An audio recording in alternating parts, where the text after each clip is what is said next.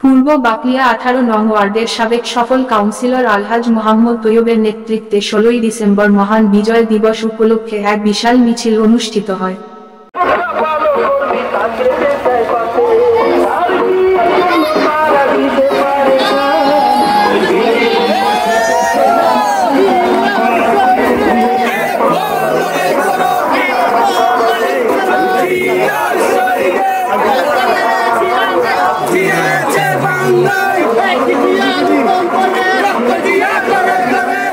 এতে উপস্থিত ছিলেন বাকলিয়া থানার সাবেক সাংগঠনিক সম্পাদক মোহাম্মদ আলমগীর, পূর্ব বাকলিয়া বিএনপির সাবেক সিনিয়র যুগ্ম সম্পাদক মোহাম্মদ আলী আজগর, বিএনপি নেতা আব্দুল আজিজ, সাবেক প্রচার সম্পাদক মোহাম্মদ জসিম, হাজী মোহাম্মদ হারুন, আমির হোসেন সৌদাগর, মোহাম্মদ ইউনুস, মোহাম্মদ আলমগীর, শফি আহমদ, মোহাম্মদ বেলাল, মোহাম্মদ জাহাঙ্গীর, মোহাম্মদ আলমগীর, ইব্রাহিম বাবু ও 18 নম্বর ওয়ার্ড যুবদলের সাধারণ সম্পাদক পদপ্রার্থী ওমর ফারুক, সানাউল্লাহ, মোহাম্মদ সাইফুল, মোহাম্মদ ইউনুস, মোহাম্মদ সেকেন্দার, মোহাম্মদ জাবেদ, মোহাম্মদ ফরহাদ, মোহাম্মদ জামান, মোহাম্মদ সাইফুল, ছাত্রদলের সভাপতি পদপ্রার্থী মোহাম্মদ সাজ্জাদ, আসিফ সহ বিএনপি যুবদল ছাত্রদল সহ হাজারো নেতাকর্মী উপস্থিত ছিলেন।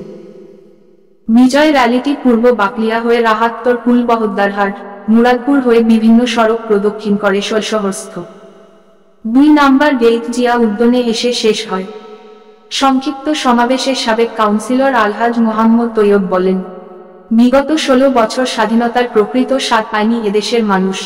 এক ব্যক্তিকে তুলে ধরতেই 16 বছর পার হয়ে গেছে, যার নাম 16 বছর ধরে শেখানো হলে এক নিমিষে তার নাম নেওয়া মতো লোক আর বাংলাদেশে নাই। এখন সময় এসেছে জাতির সামনে সত্য তুলে ধরার, জাতিকে মুক্তিযুদ্ধের প্রকৃত ইতিহাস জানাতে হবে।